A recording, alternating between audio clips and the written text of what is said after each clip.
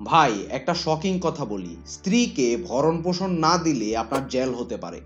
না, আমি মজা করছি না, এটা সত্যি। অনেকে ভাবে আমার বউ আমি টাকা না দিলে কি এমন হবে, কিন্তু 2026-এ এসে এমন কথা একদমই চলবে না। পারিবারিক আদালত আইন 2023-এর 5 ধারা অনুযায়ী ভরণ পোষণের জন্য মামলা করা যায়, আর ভরণ পোষণের সব মামলা যাবে ফ্যামিলি কোর্টে।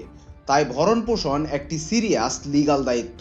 ভরণ পোষণের মামলায় আদালত নির্ধারণ করে যে মাসে কত টাকা দিতে হবে, আর টাকা না দিলে প্রথমে আপনার সম্পত্তি ক্রোক এবং পরবর্তীতে সম্পত্তি বিক্রির অর্ডার পর্যন্ত হতে পারে। কিন্তু ভাই, আসল ধাক্কাটা এখানে না, আসল ধাক্কাটা হচ্ছে ধারা 17-তে। ধারা 17 বলছে যদি টাকা না দেন তাহলে অনধিক 3 মাসের জেল হতে পারে। তার মানে জেলের হাওয়া লাগবে সত্যি সত্যি। স্ত্রী যদি আলাদা থাকে তাহলেও ভরণ পোষণ দিতে হবে, যদি আলাদা থাকার যথাযথ কারণ থাকে, যেমন স্বামীর দুর্ব্যবহার, নির্যাতন বা নিরাপত্তাজনিত কারণে। আইন খুব সিম্পল, দায়িত্ব নেবেন না হলে শাস্তি পাবেন। ফ্যামিলি ম্যাটার মানে সিরিয়াস লিগ্যাল ম্যাটার।